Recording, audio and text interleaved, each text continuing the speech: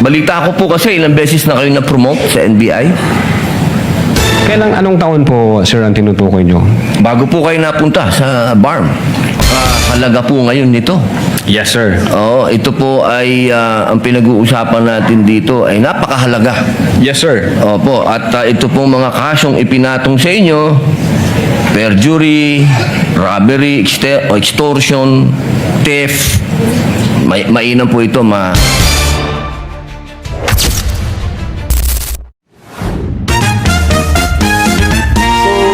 Yung pinapanood natin na video ay kaugnay pa rin po ito sa impeachment trial na isinasagawa at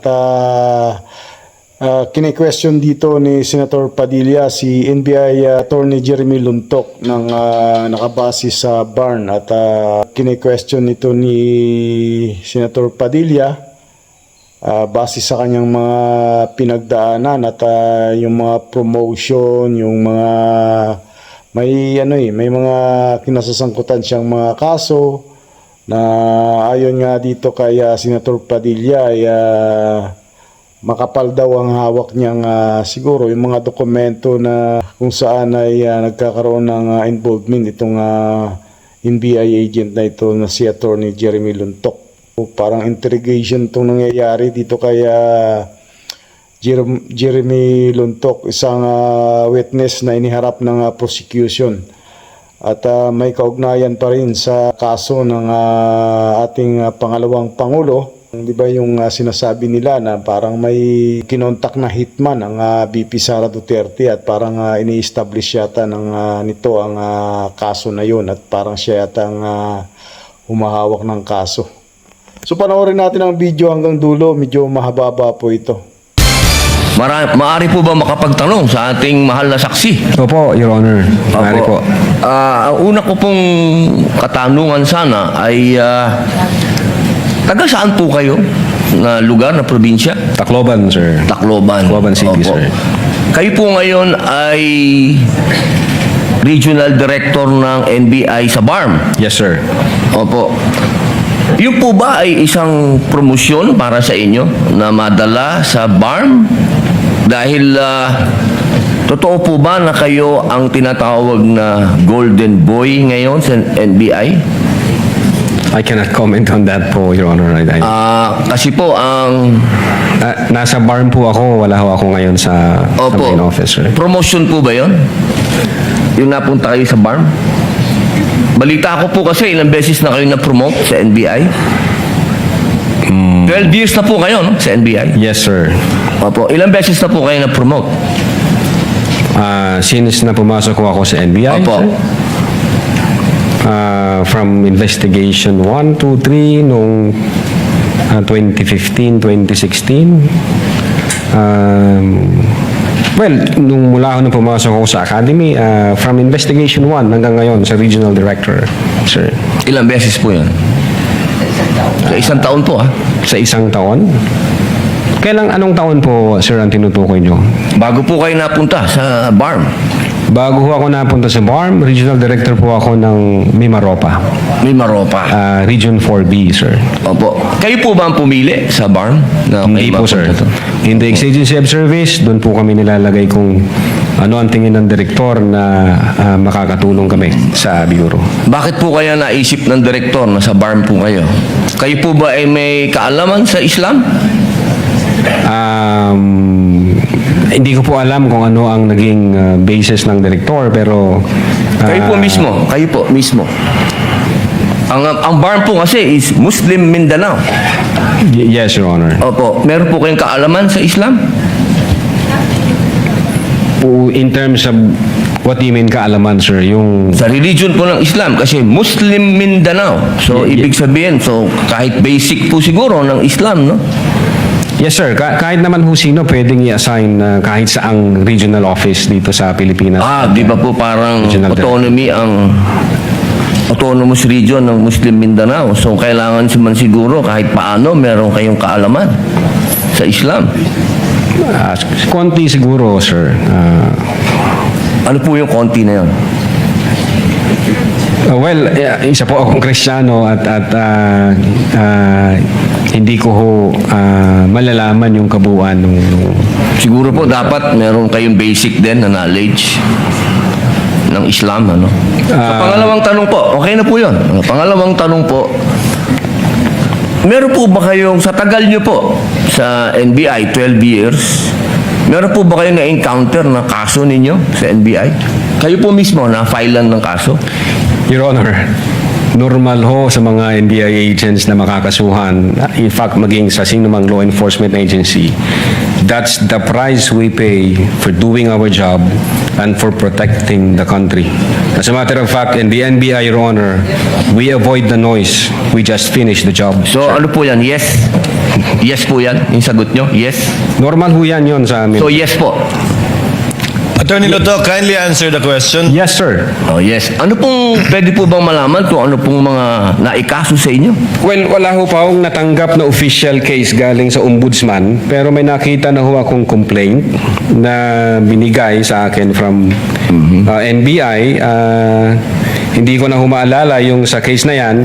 Pero nung chinek po namin yung case na yan, Your Honor, sabi ko doon sa mga kasama ko, tingnan nyo nga yung validity at authenticity ng case na to.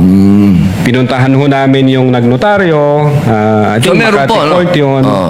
Yung Makati Court, nag-issue ho ng certification na fake yung notary dyan sa reklamo na yan. So, sabi ko, huwag nyo nang pansinin, marami tayong trabaho. Kung fake yung notaryo na yan, mere scrap of paper yan. Huwag na nating pansinin. Although, nag-aantay po ako, Your Honor, na mag-notify sa akin ng OMB kasi sasagutin po namin na eto ho ang nakalap namin, may dalawang Chinese na nagreklamo, chinek ho namin doon sa BI, yung dalawang Chinese na yan, I think, 9 months nang overstay at pinaghahanap din ng Ano pong kaso po Bureau of yung Immigration. ipinatong sa inyo? Anong kaso? Hindi ko maalala, Your Honor. Meron ho, may mga kaso ho doon na nakalagay. Pero again, sabi Wala ko po nga, kayong isa kahit maalala na ipinatong sa inyo? if I'm not mistaken, arbitrary detention, may ganun ba? May unlawful arrest? Wala ho sa akin ng record kasi nga, sabi ko nga, nung makita namin na fake yung notary, hindi na ho namin binigyan ng pansin, Your Honor. Kasi napakakapal po nitong hawak ko. Wala akong problema, Your Honor. Sasagutin po namin yan. Po. Sasagutin ko Hindi po niyo yan. pa po nasagot magmula noong February 29 Kasi wala pa hong official notice galing sa kung anong ahensya. na nakarating po sa inyo. Wala pa. Wala pa ho. Ang nakuha ko lang, yung kopya niyan, siguro may nagpadala sa akin. Sabi ko, teka muna, wala akong official na nare-receive from OMB. So, nung chinek ko namin, kung nag-i-exist ba yung kaso, fake yung notary, hindi na namin. So, ibig niyo binigyan ng pong pansin. sabihin hanggang ngayon, hindi kayo sigurado kung nag-i-exist to. Dapat may notice na ako from ombudsman. Di ba po dapat ang reaksyon ng isang tao kapag may kaso, harapin? Precisely, Kasi Your Honor. Hinihintay ko nga po yung notice from ombudsman na pag meron akong notice Wala ng po kayong ombudsman- notice hanggang ngayon? sa Wala pa ombudsman? po, Your Honor. Yun nga ang inaantay ko kasi sasagutin namin kasi meron po kaming certification na fake yung notary. Inaantay ko po, Your Honor. Mas maganda po, maharap nyo kagad. Definitely, hindi ko Lalong-lalo namin na po, tatakbuhan yan, sir. Kasi napakahalaga po ngayon nito. Yes, sir. Oo, ito po ay ang pinag-uusapan natin dito ay napakahalaga. Yes, sir. Opo, at ito pong mga kasong ipinatong sa inyo, perjury, robbery, extortion, theft, mainam po ito. As I've said, Your Honor, in the NBI, we avoid the noise. We just finish the job, sir. Opo. Meron po akong tanong, pangatlo. Opo. Kanina po na ang ganda ng talakayan nyo tungkol sa Romanov. Yes, sir. Opo. Alam niyo po ba yung istorya ng Romanov? At ang gaganda po ng mga sagutan ninyo, alam niyo po ba yung historical background ng Romanov? Ang alam ko lang po dyan, Your Honor, yun yung nangyari sa, I think, SAR, kung hindi ako nagkakamali sa Russia. Sa Russia. Opo. Opo. Sino po ba yung nakakalaban ng SAR? Again, hindi ko po maalala, hindi ko po nakita yung buong... Yun. Kasi napakahalaga po malaman ng taong bayan kung sino po ang tinatawag natin na Romanov at sino yung nakalaban nila. Kasi po, katabi ko ang isa sa Marcos family. Yes, sir. Alam naman po natin lahat, batid natin lahat, na si Apo Lakay, Ferdinand Marcos Sr., ang number 1 na lumaban sa komunista dito sa Pilipinas. Batid naman din po natin na ang nag-execute sa Tsar kay Nicolay at sa kanyang mga anak, sa kanyang pamilya, ay ang komunista. Alam mo po ba niyo? Yes, sir. Opo. Ngayon, sino po ba ang pangalawang pangulo na lumaban sa komunista? Sino po, sir? Ay di si Pangulong Rodrigo Roa Duterte. Hindi ba po dapat isipin natin yung Romanov ay tungkol sa threat na pumapasok sa mga pamilya ng mga namumuno dito sa ating bayan na lumalaban sa komunista. Komunista po ako Gusto ko lamang pong alamin ninyo. Yes, sir. Well, insofar as the investigation on the issue of whether or not may Romanov or operation of Romanov, sabi ko po kanina, nasa intelligence service po namin yan, at I think ang makakasagot po niyan, Your Honor, yung director po namin. Opo, kasi nabanggit nyo kanina sa usapan po ninyo, si Baste. Yun Na po yung... sinasabi niyo po kasi kanina, sa usapan po ninyo, sa napakagandang usapan, na yung Romanov, hindi na ipapaliwanag kasi kung ano ba yung ugat nun. Napakahalaga po na alam natin yung ugat. Si Presidente Marcos Sr. ang lumaban sa komunista, kaya nagkaroon ng threat noong 1986. Yes, sir.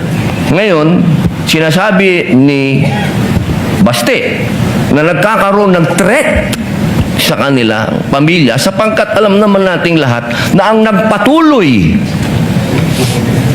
ng paglaban sa komunista pagkatapos ni Pangulong Rodrigo Roa Duterte ay si Inday Sara Duterte, ang ating Vice President. Sumasang-ayon po ba kayo doon? Wala po akong personal knowledge, sir. Ay, bakit po kayo walang personal knowledge? Eh, yun po ang sumunod na assignment ng ating Vice Presidente pagkaupo niya. Siya po ang nag-take over ng NTF-ELCAC. Hindi po alam ng NBI yun.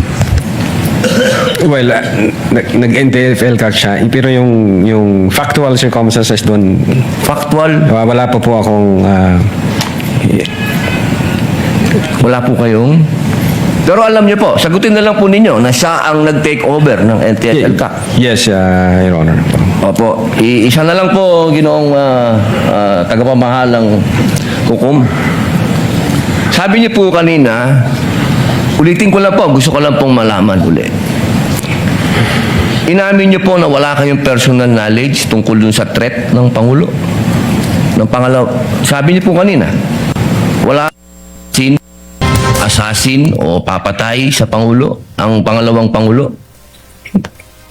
Narinig ko po kanina. During that time? Yes or no lang po. During that time, ongoing ho ang validation namin, So, sir. ibig niyo pong sabihin ngayon, meron na kayong personal knowledge na meron na kayong... Hindi po, ongoing po ang validation. At sabi ko nga po, ang makakasagot po niyan, yung intelligence service namin at ang director po namin, sir. So, hanggang ngayon po, wala pa kayong personal knowledge. In so far as the cybercrime division is concerned back then, Po, ongoing ngayon po, ho yung yes or no validation. po? Ngayon po, sir, mahal naming saksi. Ngayon po. Kung ako tatanungin, wala pa po akong idea, pero baka meron ang intelligence service o ang director po Attorney namin. Lato, kindly answer the question directly. It's answerable by yes or no. And I think Yes, sir. you know the answer. Opo. Well, ako personally, wala pa po, sir. Yun lang po. Maraming salamat po, Thank mahal you. na saksi. Thank you.